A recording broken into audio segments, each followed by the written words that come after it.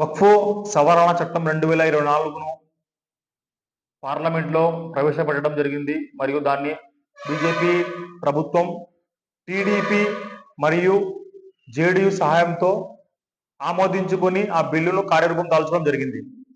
కానీ ఏదైతే BJP party ఉందో, మతతత్వ పార్టీ అనేది మనకందరికీ తెలుసు. అది ముస్లింలను, దళితులను, ఆదివాసులను, క్రిస్టియన్లను తొక్కడానికి ఉందని మనకందరికీ తెలుసు. వాళ్ళు ఒంటరిగా ఈ బిల్లును పాస్ చేసుకుంటే మేము ఎటువంటి బాధపడే వాళ్ళం కాదు.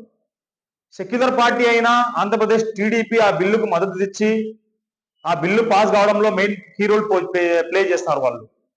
ఈరోజు అందరూ అంటున్నారు టీడీపీ ముస్లిం సమాజానికి వెన్నుపోటు పొడిచి అంటున్నారు. కానీ ఎస్డీపీగా మేము చెప్తున్నాము, టీడీపీ వెన్నుపోటు పొడవలేదు, మా ఛాతీలో పొడిచింది టీడీపీ. మా యొక్క మనోభావాలను దెబ్బతీస్తూ వక్ఫ్ బోర్డును నిర్వీర్యం చేయాలని ఏదైతే తపన ఉందో బీజేపీ, దానికి ఓటేసి మద్దతు తెలిపిన పార్టీ టీడీపీ. కానీ అతి ఘోరం ఏమంటే, ఈ టీడీపీ పార్టీ దానికి సపోర్ట్ గా ఓటేసి మళ్ళీ వాళ్ళ నాయకులు, వాళ్ళ మైనార్టీ నాయకులు ఇక్కడ వచ్చి సోషల్ మీడియాలో, బయట మీడియాలతో ఏదో మేము వక్ఫ్ బోర్డుకు సవరణలు చేశాము, వక్ఫ్ బోర్డు ద్వారా మంచి జరుగుతుందని కుహన రాజకీయాలు చేస్తున్నారు. ఈ టీడీపీ నాయకులు ఒకటే హెచ్చరిస్తున్నాము, దమ్ము ధైర్యం ఉంటే మీరు వక్ఫ్ బోర్డుకు వ్యతిరేకంగా మేము ఓటు వేశాము, బీజేపీకి సపోర్ట్ ఓటు వేశామని చెప్పుకోండి. అంతేగాని అక్కడ ఓటు వేసి వచ్చి ఇక్కడ లోకల్లో వచ్చి మేమేదో చేసేసాము ముస్లిం సమాజానికంటే, ముస్లిం సమాజం మేము పిచ్చోళ్ళు లేరు ఇక్కడ మీరు చెప్పే మాటలు నమ్మడానికి. జాగ్రత్త అని ఈ సందర్భంగా హెచ్చరిస్తున్నాను. ఏదైతే టీడీపీ ఈ వక్ఫ్ సవరణ చట్టానికి ఓటేసి ఈ వక్ఫ్ బోర్డును నాశనం చేసిందో, దీన్ని ముస్లిం సమాజం మొత్తం గుర్తుపెట్టుకుంటుంది. మీరు చూస్తూ ఉండండి, వచ్చే రాబోయే ఎలక్షన్ లో ముస్లిం సమాజము మరియు దళిత క్రిస్టియన్ సమాజాలు ఓటుతో మిమ్మల్ని బుద్ధి చెప్తే రోజులు దగ్గరున్నాయని ఈ సందర్భంగా మీకు తెలియజేస్తున్నాను.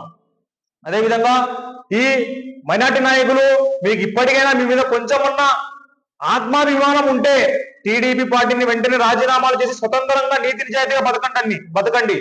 అంతేగాని ఇంకా వాళ్ళు ఇచ్చే ఒక నామినేటెడ్ పోస్ట్ కోసం, ఒక కౌన్సిలర్ పోస్ట్ కోసం మీ సమాజాన్ని తీసుకెళ్లి వాళ్ళ కాళ్ళ కింద పెట్టే పనులు చేయొద్దు దయచేసి.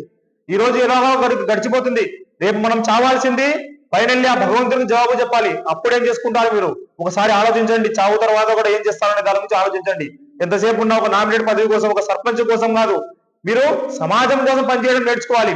ఈ సందర్భంగా మరొకసారి తెలియజేస్తున్నాను, ఈ టీడీపీ నాయకులు ఎవరైతే ఇక్కడ వచ్చి ఏదో మేము చించేసాము బోర్డు కోసం అని వాళ్ళు ప్రచారం చేసుకుంటున్నారో, మీరు ఇటువంటి చిల్లర ప్రచారాలు మానుకోండి. దమ్ము ధైర్యంగా చెప్పండి, అవును మేము ఒక బోర్డుని నిర్వహణ కోసం పనిచేసామని చెప్పండి. ఈ ముస్లిం సమాజం ఒప్పుకుంటుంది. ఈ సందర్భంగా ఎస్డిపిఐ పార్టీ చెప్తుంది, ఎక్కడైతే ఎలక్షన్లలో మేము పోటీ చేస్తామో అక్కడ మా గెలుపు కోసం కృషి చేస్తాము. మిగిలిన చోట మేము ఎక్కడైతే ఎస్డిపి పోటీ చేయరో అక్కడ ఖచ్చితంగా టీడీపీకు వ్యతిరేకంగా టీడీపీ ఓటమి కోసం పనిచేస్తామని తెలియజేస్తున్నాము.